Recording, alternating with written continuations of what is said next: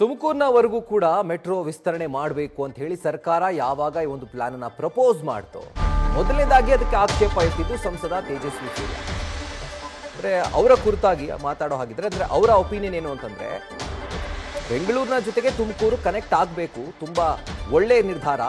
ಆದರೆ ಮೆಟ್ರೋಗೋಸ್ಕರ 20,000 ಕೋಟಿ ರೂಪಾಯಿ ಖರ್ಚು ಮಾಡುವಂಥದ್ದು ಏನಿದೆ, ಅದ್ರ ಬದಲಾಗಿ ಸಬರ್ಬನ್ ರೈಲ್ ಇದೆಯಲ್ಲ ಅದನ್ನೇ ಇನ್ನಷ್ಟು ಮೇಲ್ದರ್ಜೆಗೆ ಏರಿಸಿ ಅನ್ನುವಂಥ ಒಂದು ಒತ್ತಾಯವನ್ನ ಮಾಡಿದ್ರು. ಸೊ ಈಗ ಅದಕ್ಕೆ ಸಂಬಂಧಪಟ್ಟಂತೆ ಗೃಹ ಸಚಿವರು ರಿಯಾಕ್ಟ್ ಮಾಡಿದ್ದಾರೆ. ತುಮಕೂರು ಜಿಲ್ಲಾ ಉಸ್ತುವಾರಿ ಸಚಿವರಾಗಿರುವಂಥ ಡಾಕ್ಟರ್ ಜಿ ಪರಮೇಶ್ವರ್ ರಿಯಾಕ್ಟ್ ಮಾಡಿದ್ದಾರೆ. ತೇಜಸ್ವಿ ಜೊತೆ ನಾನು ಮಾತನಾಡ್ತೀನಿ, ರಾಜ್ಯದ ಅಭಿವೃದ್ಧಿ ದೃಷ್ಟಿಯಿಂದ ಯೋಚನೆ ಮಾಡಬೇಕು ಅಂತ ಹೇಳಿದ್ದಾರೆ. ತುಮಕೂರಿಗೆ ಮೆಟ್ರೋ ರೈಲ್ ಅನ್ನ ತಗೊಂಡು ಹೋಗ್ಬೇಕು ಅಂತ ಹೇಳಿ ಅಲ್ಲಿಂದ ಇಲ್ಲಿವರೆಗೂ ಚರ್ಚೆಗಳಾಗ್ತಾ ಇದೆ, ಎಲ್ಲ ಆಗ್ತಾ ಇದೆ. ನಾವು ಈ ಸಂದರ್ಭದಲ್ಲಿ ಮಾನ್ಯ ಮುಖ್ಯಮಂತ್ರಿಗಳು ಬಜೆಟ್ ನಲ್ಲಿ ನಾವು ಇದನ್ನ ಪರಿಶೀಲನೆ ಮಾಡ್ತೇವೆ ಬಜೆಟ್ ನಲ್ಲಿ ಹೇಳಿದ್ರು. ಫೀಸಿಬಿಲಿಟಿ ಸ್ಟಡಿ ಮಾಡ್ತೇವೆ ಅಂತ ಫೀಸಿಬಿಲಿಟಿ ಮಾಡಿದ್ರು. ಫೀಸಿಬಿಲಿಟಿಯಲ್ಲಿ ಅವರು ಪಾಸಿಟಿವ್ ಆಗಿ ಕೊಟ್ಟಿದ್ದಾರೆ.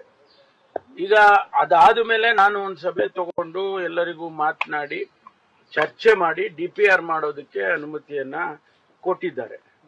DPR ಮಾಡಿ ಆನಂತರ ಅದರ ಡೀಟೇಲ್ಸ್ ಎಲ್ಲ ಬಂದ ಮೇಲೆ ಅದಕ್ಕೆ ಕಾಸ್ಟ್ ಅದೆಲ್ಲ ವರ್ಕೌಟ್ ಮಾಡಿ ಎಲ್ಲಿಂದ ನಾವು ಹಣ ತರಬಹುದು.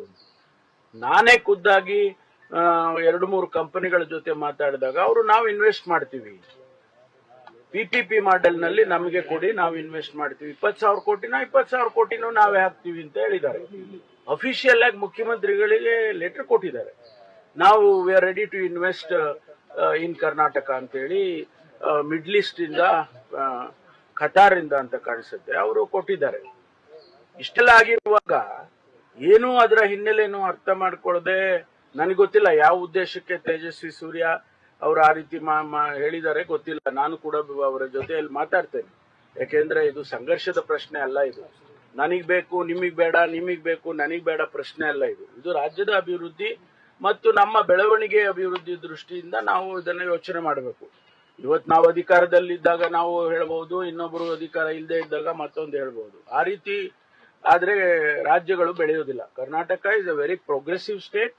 ಎಲ್ಲರೂ ನಮ್ಮ ಕಡೆ ನೋಡ್ತಾ ಇದ್ದಾರೆ. ಬೆಂಗಳೂರಿನ ಸುತ್ತಮುತ್ತ ಎಲ್ಲರೂ ನೋಡ್ತಾ ಇದ್ದಾರೆ. ತುಮಕೂರು 60 ಕಿಲೋಮೀಟರ್ ದೂರ ಏನು. ಈಗ ನಾನು ಅನೇಕ ದೇಶಗಳಲ್ಲಿ ಹೋಗಿದ್ದೇನೆ. International airport 70 kilometre. ಈಗ ಟೋಕಿಯೋದಲ್ಲಿ ನರಿಟಾ ಏರ್ಪೋರ್ಟ್ 70 ಕಿಲೋಮೀಟರ್ ಇದೆ. ಈ ಮಲೇಷ್ಯಾದಲ್ಲಿ ಕೋಲಾಲಂಪುರ್ ಇಂದ ಸಿಟಿ ಸೆಂಟರ್ಗೆ 60 ಕಿಲೋಮೀಟರ್ ಇದೆ. 20 ನಿಮಿಷದಲ್ಲಿ ಹೊರಟೋಗ್ತಾರೆ ಅವರು. ಅಂತ ಫಾಸ್ಟ್ ಟ್ರೈನ್ಸ್ ಎಲ್ಲ ಹಾಕಿದ್ದಾರೆ.